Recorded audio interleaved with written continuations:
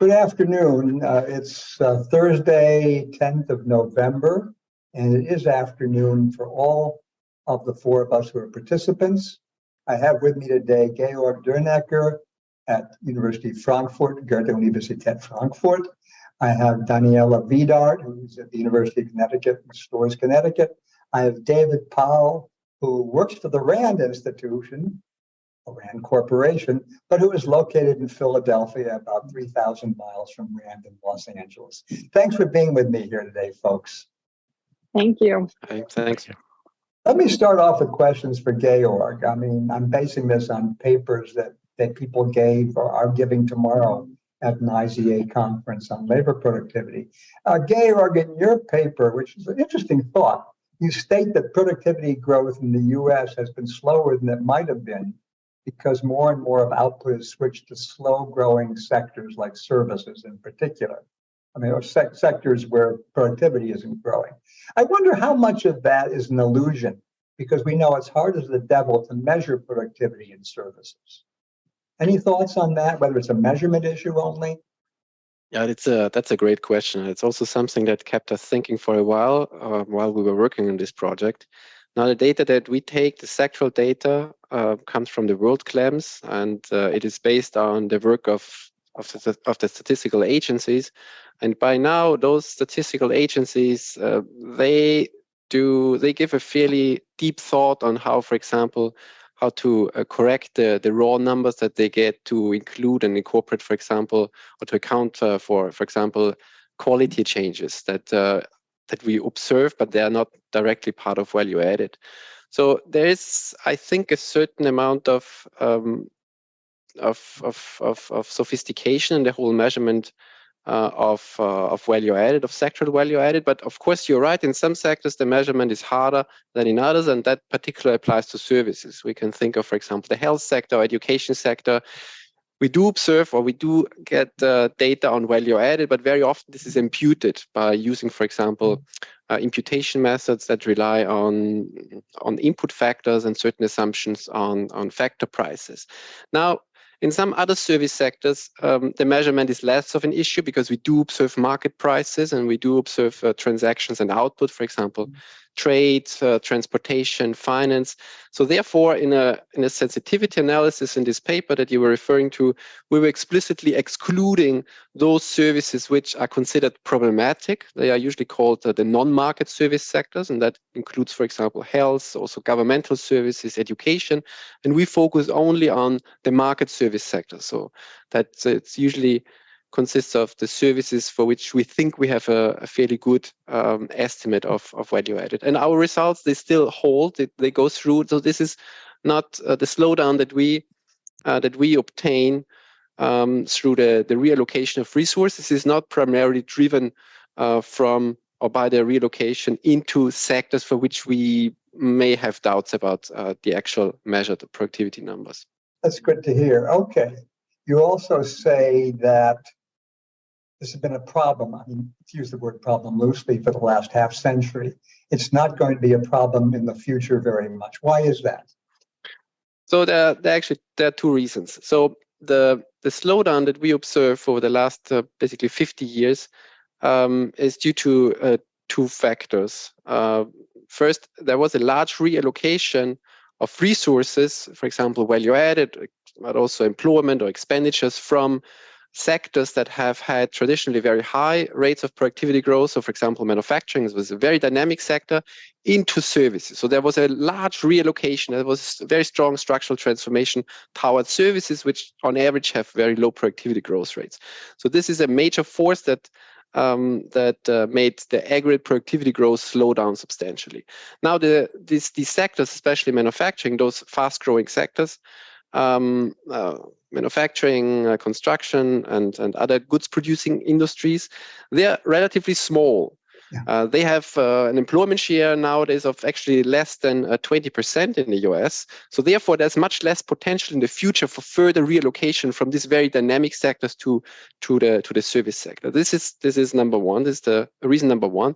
The second reason is that since the service sector is so big in the US, it accounts for more than 80% of employment, any future reallocation, any future structural transformation is going to take place within the service sector. Okay, so across the different service subsectors. And at least according to our prediction of our structural model that we calibrate and predict or use for simulations, we obtain the result that the future relocations are not going to be towards the stagnant service sectors. Okay, so there is an income and substitution effect at play here, and the substitution effect, which is very important for the relocation within services, actually implies that any resources that come from the shrinking goods sector actually go into the dynamic or primarily go into the dynamic service sector. So this basically keeps the scope of what is called the Baumol's cost disease relatively limited, and we don't expect to see, according to our predictions, a further slowdown of the US productivity growth. However, I should add, and that relates to another question that you asked beforehand. This is a feature that we find particularly for the US, and it does not hold in this form for other countries. So in a follow-up paper, for example, we did a similar analysis for the European countries.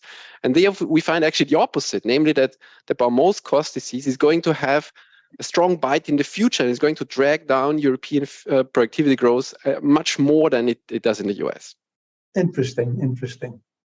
So what you're saying is, insofar as productivity growth matters for all kinds of things, that there's going to be a further rise in real wage differences between the US and the EU. That's an implication, assuming anything gets passed on to the labor market. A. B, that also implies something about the relative values of the different currencies, the dollar and the euro. Yes. So maybe I should not be hoarding euros right now. Well, you should Let me move on and ask Daniela a question here, which is an interesting point to me as somebody who's worked on labor demand off and on for about 50 plus years. You talk about two different kinds of learning: formal training, I go take a class in something, and a specific kind of on-the-job learning from colleagues. And I wonder to what extent these two are substitutes, in other words, are complements. If I've taken more formal courses, am I going to learn more from my colleagues or less? Can we distinguish these at all and talk about the complementarity or substitutability of them? Yes, I think that's a fantastic question.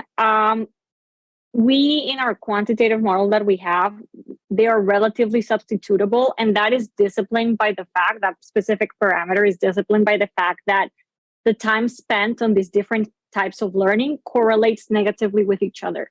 So if you think that there were like very strong complementarities, you would see maybe that, people would spend more time on both or less time on both. And we don't see that. So that's why we calibrate it in that way for every particular worker. I will say that what we find also is that in the aggregate, the two forms of learning are very much complements. And that comes from the fact that ultimately, you have to learn from someone else. There's only one pool of knowledge in the economy. So if you have more learning from your colleagues, those colleagues will become better. And eventually if they become the trainers, then they're going to be better. And vice versa. If you have the colleagues doing a lot of training, they'll be better colleagues to teach their coworkers. So we consider that, that's one of the kind of interesting findings of our paper is, even though for one individual worker, if you just looked at it in isolation, they're going to be substitutes for the economy as a whole. They're aggregates. Yeah. That's an interesting thing. I mean, I saw a paper once many years ago by some well-known finance economists, I think.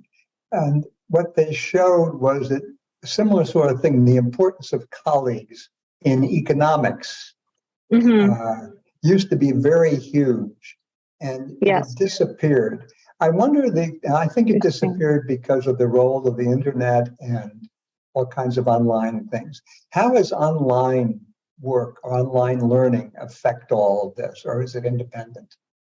So we don't think it's independent at all. And as a matter of fact, one of the most striking facts of our paper is that the source of learning changes very dramatically with worker experience. So for workers who are young, they disproportionately report learning from their colleagues, whereas mid-career workers disproportionately report learning from this external kind of formal training, whereas older workers mainly just work. And it's true. And we see it in the data. And we think that, things like online learning, they can be substitutes to some degree to these things. The reality is that if you look at the labor literature, it doesn't seem to be the fact that these very informal ways of learning are really big contributors to wage growth, to the extent that these more firm provided sources of learning are. And one of the things that we don't have in the paper, but where we want to go with the paper eventually, is looking at an exercise precisely with COVID. So something that COVID did is that it shut down a lot of the kind of interactions you would have at the water cooler. Let me ask my colleague how to do this, etc. And one of the kind of natural implications of our theory on that is that young workers are going to be disproportionately affected in the short term because they're not, this is their main form of learning, and that's going to be shut down. But that in the medium and long term, there's going to be very big spillover potential effects from these, from COVID and from the shutdown of internal learning, to the extent that these workers are then not going to be able to become the really great managers that teach all of their subordinates. So that's kind of where we're thinking and where we want to take this. Yeah. In terms of COVID implications, for a final question, let's say we do continue more online office work, okay? Fewer people going to the office. Indeed, there's a very nice survey recently about 35 countries where it said the average worker would like about 2 days a week. Employers are going to pay for 1 day a week. Let's say it's just 1 day a week. What's that going to do to the implications of your work? What does that imply for the relative importance of these two types of learning? So I think that one of the things it's going to do is people are going to move away from, the kind of the type of learning that they were doing in the office of let me just go to the cubicle next to me and ask how to do something, to, as you were saying, maybe on the internet, informal, or even more of this formal kind of on-the-job training that we're looking at. We think that's going to have, big implications potentially, as we say, kind of in the short term, but also in the long term. That's not to say, this is not the only thing that is going to happen as far as labor productivity goes with something like the remote work revolution, right? So this is coming to kind of like a force that maybe we should think about these opportunities that we're closing down for learning for workers. But there are other things that could be going on. We have other work that we're thinking about in that arena of what happens if, workers are at home, and when they're at home, you're kind of able to kind of include all of these people who before were excluded from the labor market because they couldn't commute, because they couldn't do all these things. They're now suddenly included, and they're very productive, and they increase productivity. But that's a question for the data, and in a few years maybe we can see what happened. But that's kind of what we're thinking in terms of the labor productivity implications of work from home revolution. Yeah. Okay. I think this is really revolution. Yeah. Okay. I think this is really important. I'd urge you to work on this some more. It's a neat question. Let me move on to David. And he's working on the opioid crisis in the US, which is just an amazing thing, a truly important thing.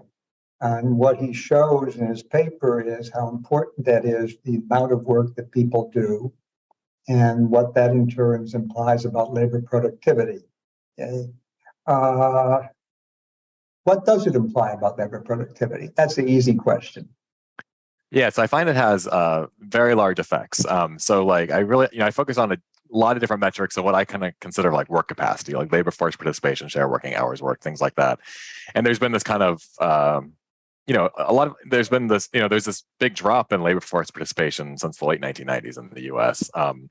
And that's kind of been unexplained in the literature. A lot of the hypotheses out there are really about external factors that kind of you can think about as like labor demand shocks, like automation, trade shocks. And so what this paper kind of really shows is that, that there was also this work capacity shock, thinking about it from a labor supply perspective, that the opioid crisis just basically, affected the kind of the work capacity of the nation. And so I think we all kind of think that substance use could impact, your work capacity or labor productivity, but maybe not to the extent that it would show up in national numbers. But this paper is able to sort of exploit like this large, geographic shock to exposure to the initial launch of OxyContin and subsequently the entire opioid crisis. And you do see stark contrast in labor force participation in the states that were more exposed and less exposed, to an extent that it does show up in these national numbers and really implies large that the opioid crisis itself explains a large share of the reduction in labor force participation since the late 1990s. And for those who aren't fully aware of this, I mean, participation rose in the U.S. from 1950 to 2000 to about 66 point something percent. Right now, at really low unemployment, it's no more than 63%, as I remember, or 62%, which is a huge change. It was completely unexpected.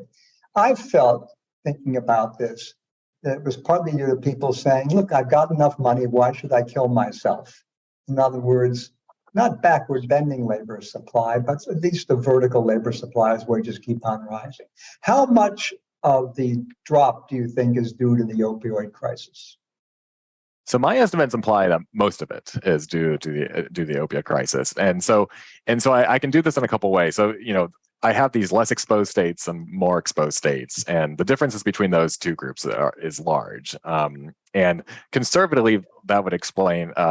If I use those estimates, it would explain about 50% of the drop. If you're willing, but that's a very conservative estimate because it assumes that the less exposed states were not exposed at all to the opioid crisis. If you're willing to extrapolate, then that number goes up and starts explaining a substantial share. And I'll just kind of add to that these hypotheses that I mentioned, like about the the labor demand shocks and all these other things, which have been shown, I think, pretty convincingly to impact employment rates.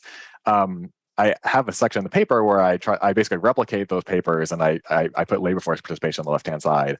And those factors actually don't explain the change in labor force participation almost at all. So, this literature, has done a decent job at explaining some of the drop in the employment to population ratio, but has almost no explanatory power on labor force participation. So there is this kind of big gap right now about what's explaining that.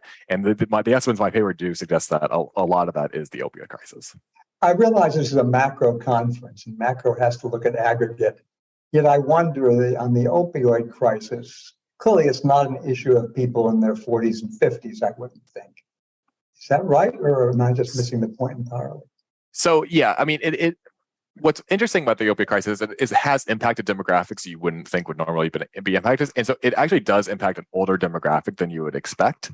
It still does tend to be a little bit younger, but actually 40s and 50s are still impacted. And I do actually find big labor supply reductions for that group even. I wonder if you might look as comparison purpose. This is an off-the-wall comment.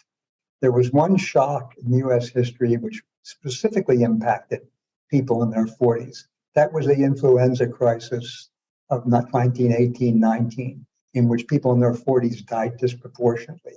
I wonder, all the data are hard to get, if you can look at the similarities or the dissimilarities of that to the opioid crisis. It's an off-the-wall comment, I realize. Yeah. I haven't done that. No, that's an interesting idea. Yeah. Okay, very, very good. Let me move on then, and to some extent, Georg commented on this. I love my country, and I'm proud to be an American, but let's face it, it's 4% of the world at most. Why should anybody think, and Georg's pointed out that it doesn't happen, that something we learned from the US is going to tell us anything about some important idea anywhere else? Let me start with Daniela, who hasn't mentioned any other country yet. Does your results say anything about Europe? Or do you really believe these are universally applicable in rich countries? So we, in our paper where we look at these different sources of learning and how they change across the life cycle, one of the things that we do is we kind of have data from two countries. We're somewhat constrained. There's not a lot of on-the-job learning data, particularly differentiating different kinds. So we have to go into somewhat obscure data sets, and we only have data from the US and Germany in that paper. One of the things that we found to be very surprising is that these life cycle patterns I was mentioning of the young workers doing the kind of learning from their colleagues, the mid-career doing the external and formal training, and the older workers really just working, are very consistent across the two settings. There's big difference in the level. So in Germany, there's kind of like a much stronger tradition of on-the-job training and apprenticeship type programs. So the levels are quite different, but these patterns I was mentioning are very robust across the two settings. So that kind of tells us something, that there's something maybe more fundamental about how workers learn that is kind of applicable broadly across settings. So that's what we explored in our theory and what we try to do. I will say that, I am fundamentally very interested in kind of cross-country issues. And we have another paper that precisely what it wants to do is to harmonize how the extent or how many labor on-the-job training opportunities workers have across countries. So we go into this painstaking task of harmonizing all these different data to look at how many workers or the proportion of of labor force participation in each country that is exposed to different on-the-job learning opportunities. We have data from over 100 countries, and we can can look at that because we are very interested in this kind of cross-country question. Yeah. Excellent. And my hat is off always to anybody who creates new data, because it benefits not only the research that they're going to do on the question they're interested in, but it also benefits all kinds of people who are interested in other questions about which the public will eventually learn something because of your creation of these commensurable data sets. Again, Georg, I don't want to go back to you. I'll go back to you on my next question, since you really answered this question already beautifully. Let me ask David, is there any opioid issue anywhere else other than the US? This is a purely ignorant question. Yeah, not really. So the opioid crisis in the U.S. has recently transitioned to illicit opioids like heroin and now fentanyl. So that's been kind of exported to Canada and some other kind of isolated situations, but it's still pretty narrow. It's basically the U.S. and Canada at this point. But that does tell me something. I mean, given your results, it tells me that other countries should know even more to avoid letting this kind of thing happen. Because so I even more negative effects of it than people would have been aware of beforehand. Yeah, so I think it kind of depends on what you mean by does this extrapolate to other countries? So I think the results kind of suggest that this kind of level of substance use would impact work capacity at national level. I don't think I think it would be hard to say that other countries would be able to absorb that work capacity shock in a better way, or in a way that would kind of minimize the employment effects or the labor productivity effects. But to the extent that they can just sort of buffer themselves against having an opioid crisis, that seems to actually hold, right? So and that would suggest that these don't extrapolate to other countries, because right now they don't seem to be susceptible to kind of the same issues that have kind of driven the opioid crisis in the U.S. Neat. All right, let me ask a final question of all of you. Let me start with Georg. We didn't get a chance to talk specifically about this one in this go-around. All right, we know productivity grew in the 1960s very rapidly, which benefited me greatly as a young adult. There was another boom in the 1990s, I believe, in the US anyway. Is there going to be another boom in the next 20 years? We had 60s, 90s, we're already partway through the 20s, and we sure haven't seen it. What do you see as happening? Is there a possibility, anything on the horizon you can see in this regard? Georg, you go first. Well, that's a great question. We can only speculate, but frankly, I'm not. That's what I want, Georg. I want speculation. Go ahead. Frankly, I'm not very optimistic in that respect. I think there are certain factors that, at least in the medium run, say 10, 20, perhaps 30 years, they imply probably low rates of productivity growth, especially in rich industrialized countries like the US, also Germany. And I think there are three main factors that speak against, say, a productivity recovery. The first is, I think, related to trade. Over the last decades, and you have mentioned this, we have seen strong productivity growth. Large part of this was probably because of globalization. Globalization implied high rates of or high, say, division of labor, international division of labor. Firms made use of comparative advantage in the sense that they could get cheap inputs from abroad. And I think that was a major factor related that fueled productivity growth. Now, because of the pandemic, but also of other factors like the blockage of the Suez Canal, we've seen that supply chains that were highly diversified, they are actually very vulnerable.